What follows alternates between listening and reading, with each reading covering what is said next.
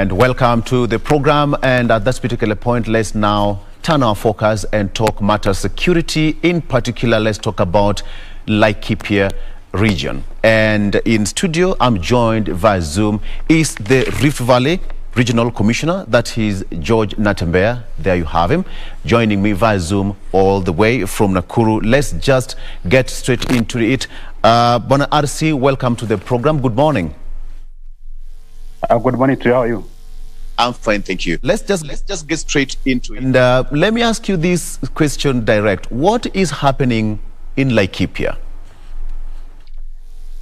We've had some issues in Laikipia where criminals have been harassing people. You remember when we began the operation in Baringo, it went very well, and some of those people who were causing problems in the Baringo moved into Laikipia and found a hideout in the Laikipia Nature Conservancy, where they've been operating from, moving out of the conservancy, stealing from residents, especially in Olmoran and Olmoran division in Laikipia West, and Narwa division in Oloo sub-county. So that's the status of things as of now. And of course, the government has been responding, of course, quite routinely, because the challenge was big. Of course, later on it was compounded by the fact that we had a drought in Oloo, yes, and also in Samburu, and again more herders from those two counties also came into the Laikipia Nature Conservancy and joined those that come from Baringo. So the numbers, as we speak now, are very big. Yes, and Bona RC, just to put it this way, it seems that this usually happens during electioneering period. Could you please just confirm if this is a situation? There's a lot of politics involved in the sense that there are people who strongly believe that large tracts of land in Laikipia belong to the ancestors. A concept which I believe is silly. When you look at our land laws, people like whipping up emotions around this time. Yes.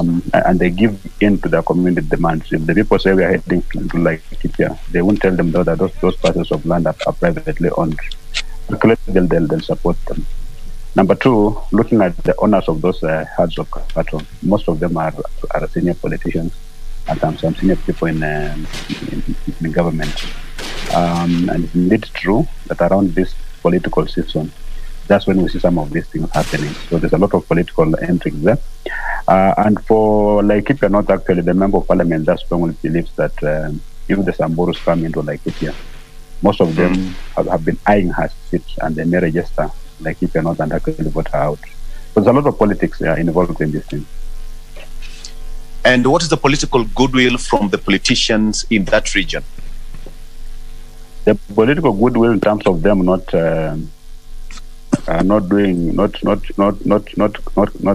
opposing what the government is doing is actually there.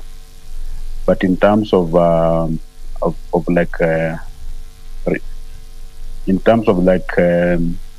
supporting the operation, I think it's I can confidently say they have not done much. Of course, politicians do what they always do. In terms of coming in and saying the government has done nothing, criticizing, and when they talk, you get the feeling that some of them don't even understand the issues involved, and even the actual theater of some of these conflicts. They criticize the government for not providing what the government has actually already provided. And it's not like we stop them from attending meetings so they want to praise them, but I think they're just busy doing their own thing. And they only come in when they hear that some of us are also going there. So they'll come there and do their criticism and go away.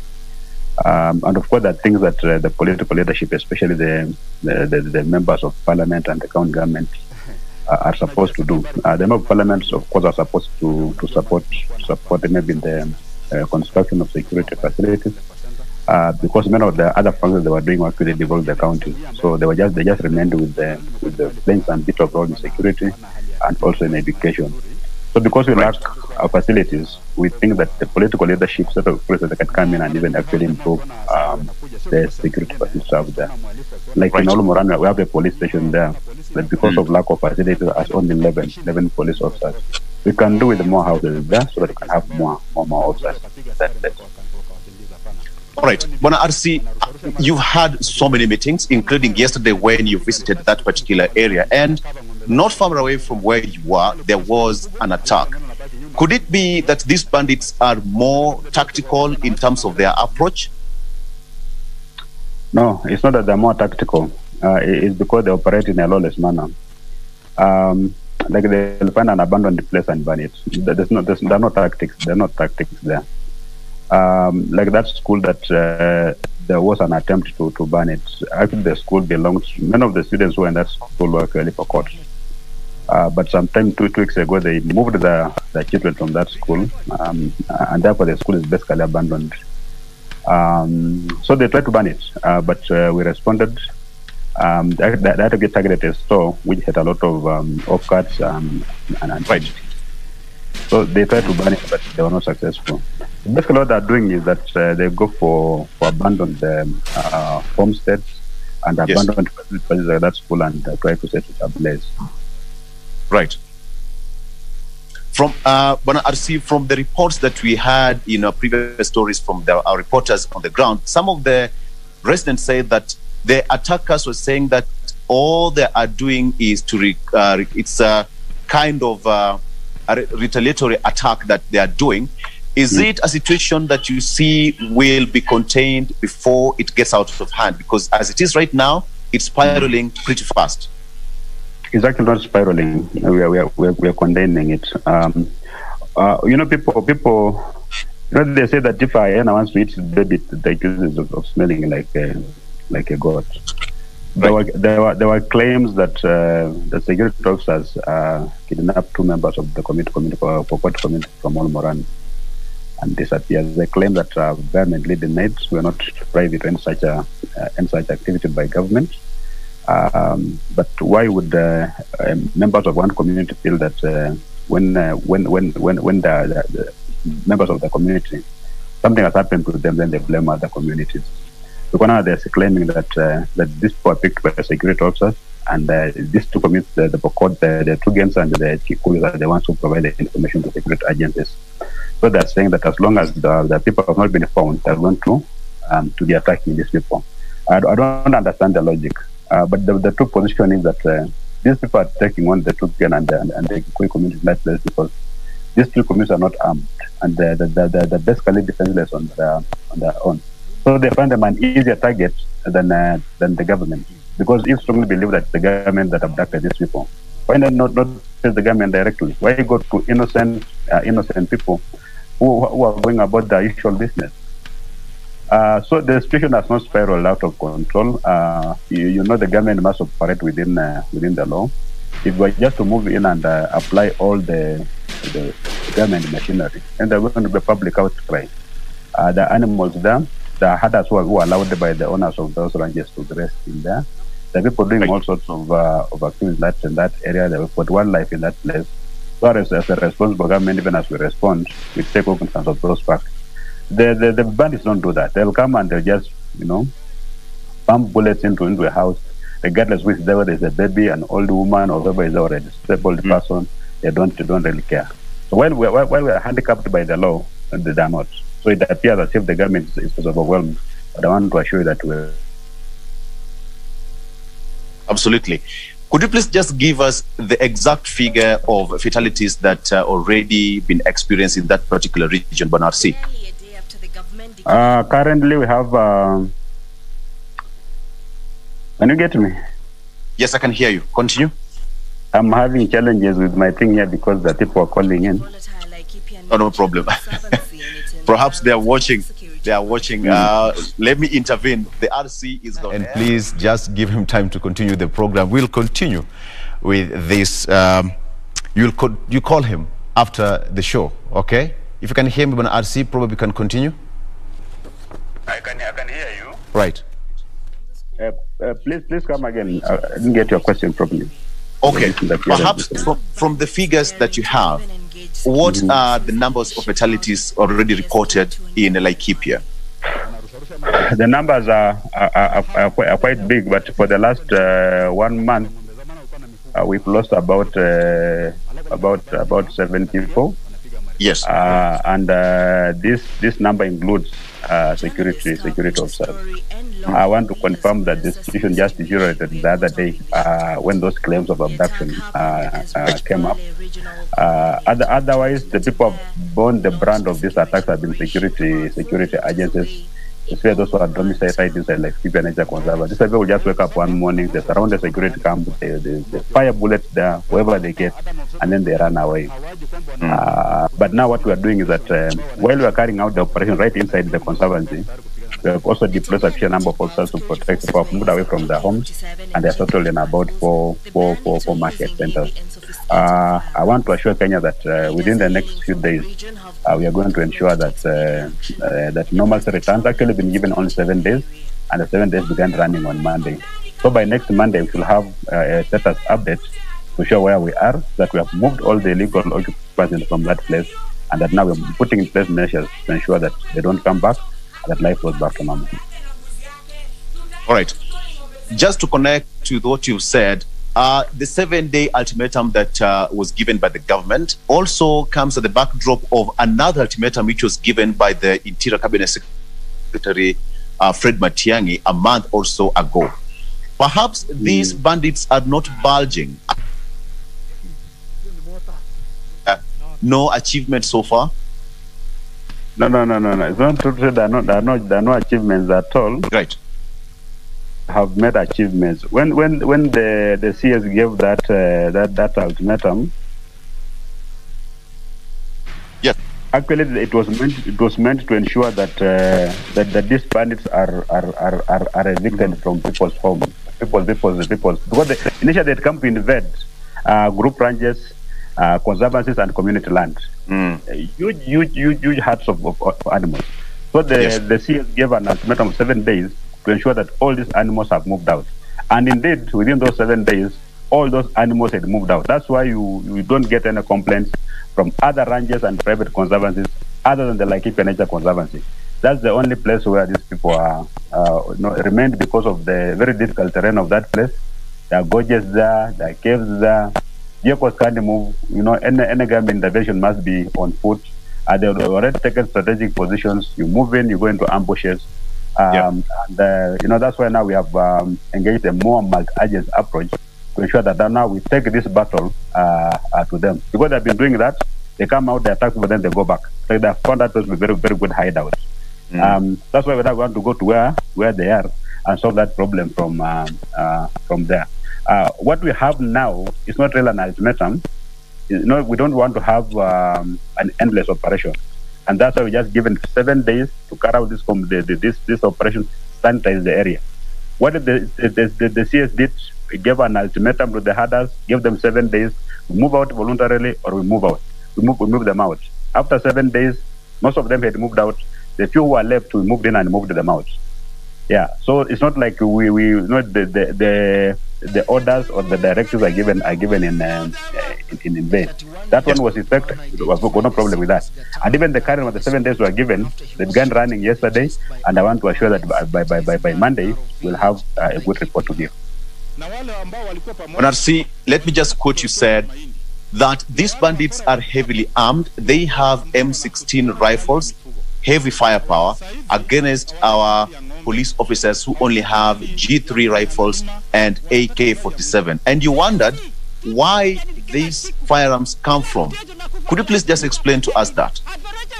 I want to put that story in context because I think it was I was quoted out of context. Right.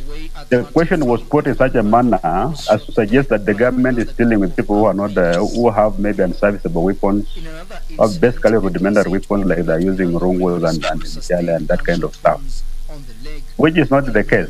I want to just clarify that we are dealing with people who are equally armed, and they've got very sophisticated weapons, and they look like they've got a constant supply of ammunition, irreversible, because previously they were not firing the way they are firing now. They were very, very careful and very economical in terms of the usage of ammunition. But nowadays, if you go to a house which is basically deserted, and you expend 52 rounds of ammunition hitting at nothing, then it means I've got an oversupply of ammunition. That's why I was thinking loudly. Then where do we get these armors? I wasn't in any way suggesting that they're better equipped than the security agents, because they can't. It's unimaginable. We're not able to imagine that they can be better equipped than the government of Kenya. It's not possible. But it remains a concern that even with all our efforts we've made to disarm people, we still have a constant supply of firearms. I remember in that area, I was the county commissioner in Oloo, and it borders Laikipia. And we carried out a very serious disarmament exercise. We recovered firearms, AK-47, G3s, and those M16. And actually, we thought we had done away with the problem with firearms. But you go back now, the level of arms that are circulating in that area is unimaginable. You don't even find some people carrying 2 G3s, and you're carrying 2 G3s, and you've got 5 magazines. It's something that we need to address as government, because it can't continue like this. Absolutely. And the government disarmed KPRs in that particular region. Could this be the reason these bandits are taking advantage? Partly, yes. And the reason why the KPR were disbanded is because it's like the government was arming communities against each other. Because whenever an incident happened and it affected the Pokot KPR will side with the community, the Turkana KPR will side with the community, the Kikuyu KPR will side with the community. And the government has given firearms, they're giving them ammunition, and they're using the same to fight each other. Then number 2, the communities, as I said, which are very heavily armed, and they are using government firearms as a way to get ammunition. And it was happening like this. These people have contacts, then they report that they've spent 3,000 rounds of ammunition when they've only spent 20. So the 2,880, they're going to give to the community, because now the government will replace that, but they've actually not spent them. So you'll find that the government is constantly supplying ammunition, for this community to go and fight, yet they're not being used for actual government work. Yes. And that's exactly what informed the withdrawal of government firearms from the KPRs.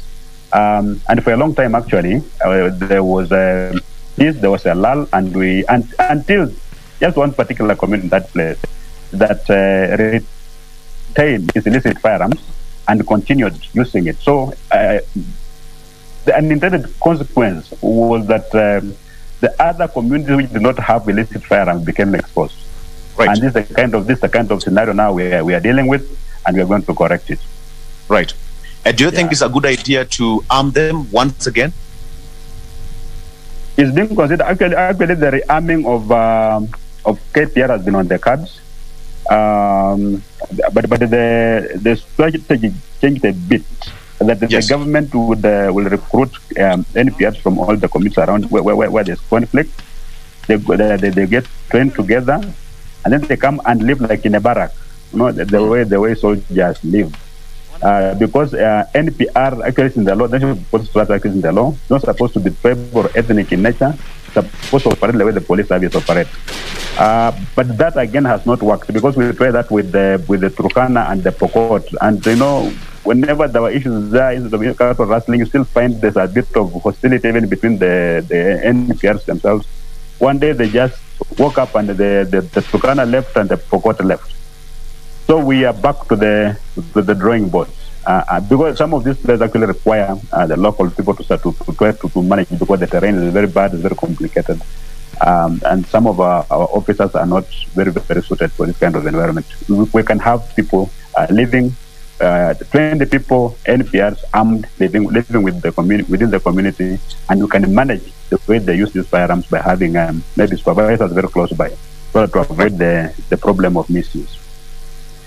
But the problem, maybe why I'm saying that is because when these bandits come, they just come and target the house. In the village where there's no police station, there where there are no security officers, because they know where the security facilities are. Even if we deploy formed units, they know particular areas are best here, are the best here, the best here. So they'll just come and they attack an isolated house or an isolated village. But if they know that people who are armed there, this kind of behavior cannot happen, because even those bandits fear firearms. Yeah. Would you please confirm that there is a plan to deploy KDF in the area? By law, the KDF is allowed to support civilian authorities in cases where there is belief that that support is required. For now, we don't need the support of KDF. We are dealing with these just characters who are basically focusing on incident.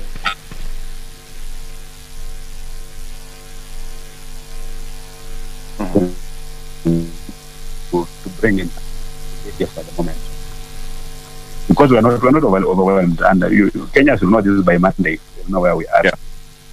Yeah. Okay. Have you had any meeting with the ranch owners in that particular region, and what is their take? We've had a meeting at least 3 times with the ranch owners and those who own, who manage those conservancies. They've come up with very good proposals. They've got a lot of feedlots, and they're saying that livestock farming is a business. And these livestock owners, instead of them using firearms and coming to use force to get pasture and water, they can come like ladies and gentlemen and have some kind of negotiation, so that the private ranchers can provide this feedlot and water. All right, Bwana RC, and finally, now what is the way forward now that it seems that lives have been completely disrupted in that particular region? Word of authority from you as we come to an end. The problem with Oloo has been there since around 2010. In fact, as I said yesterday, 75% of the people who live in Oloo are not the actual landowners. These people have displaced the actual landowners. And for all this period of time they've been staying there, the culture of impunity has become entrenched. What we're doing now is that we're going to ensure that private property is respected and that people's lives are also protected. So these 7 days we're going to do just a quick fire to ensure that we will restore normalcy. But long term, we're going to ensure that even people moved away and went to other areas and completely forgot about the parcels of land because of insecurity in that place, we want them to come back to their homes and settle their farms and continue engaging in the issue of economic activities, because the responsibility of protecting people is vested in government, not in individual persons.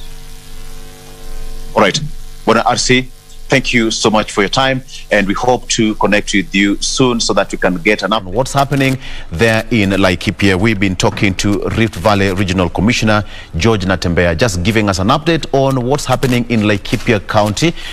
In the past few weeks, we've had lots of running battles between the herders and the bandits just raiding that particular region, and he said that the government is not going to leave anything to chance to ensure that normalcy returns. We are taking a break. We'll be right back.